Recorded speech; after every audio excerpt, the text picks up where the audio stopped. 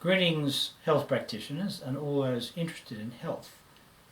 I am Chris and I'm a medical specialist with 40 years experience in most areas of medicine, now retired. I say in these videos, if you have any concern about your diagnosis or treatment, you should take that up with your favourite health practitioner. To date, we've covered the work of Professors Buckmaster and Harris, Hippocrasy, how doctors are not practicing according to their oath. And these doctors have demonstrated many dangerous and unnecessary treatments which are being carried out by doctors on patients.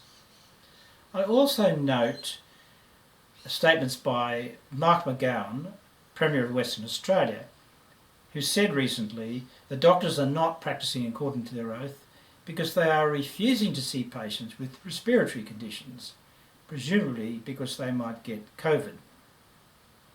We deviate from our usual video to concentrate on ADHD, attention deficit disorder with hyperactivity. Last week we concentrated on autistic spectrum disorder and pointed out that this had become a fashionable condition, but I predicted that eventually it would become extinct. Patients would present to me on a regular basis as adults claiming that they had attention deficit disorder with hyperactivity, normally a condition that we associate with children. When I looked into this, and recently when I was doing this podcast, I undertook some research and found something that was quite surprising. Normally in medicine, there are articles for and against a particular topic. But I couldn't find any articles on the internet opposing this diagnosis, which made me rather suspicious. The other thing that's happened is the incidence has greatly increased. When I began medicine, the incidence of ADHD was approximately 1 in 200. Now it's as much as 1 in 20, according to the American Psychiatric Association. But in America, 15% of all children who graduate from school, and as many as 22% of children who graduate from school in Arkansas, are labelled with this condition. Most of these are treated with some kind of medication. The adults who came to see me claiming they had this condition would tell me, when it was recently diagnosed, that they suddenly discovered why various areas in their life had not progressed. Their job prospects were poor, they had not formed relationships, and their income had not increased. This they were attributing to the diagnosis. But these symptoms or historical features could be explained by almost any other diagnosis. Anxiety, depression, PTSD. I would ask them whether there was one specific symptom or feature that occurred with this diagnosis, and they were unable to give me one. So it's going to be very difficult to diagnose something that is not present on any medical test, X-ray, scan or blood test, and doesn't have a single specific symptom.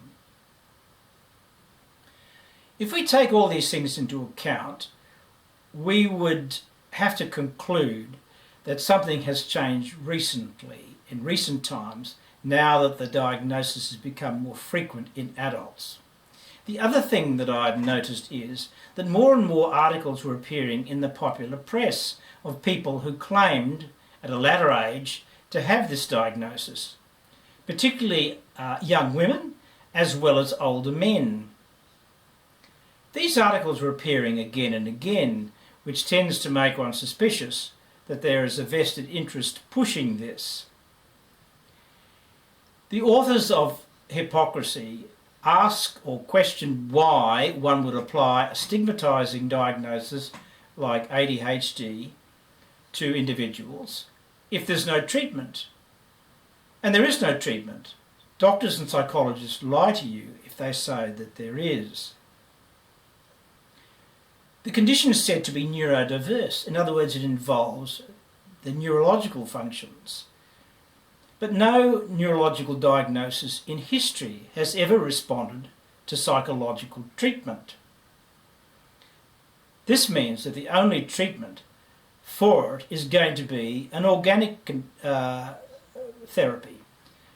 And that, in this instance, in most cases, will be a drug. It's clear that big pharma, pharmacological companies, are making large amounts of money on the fact that our children are becoming addicted to stimulants. I would often see adults who came to see me who are already on these stimulants prescribed to them by another doctor, who would tell me that these drugs had improved their lives. But when I asked for a particular area of their life that they could demonstrate had been improved by the drug, they are unable to tell me.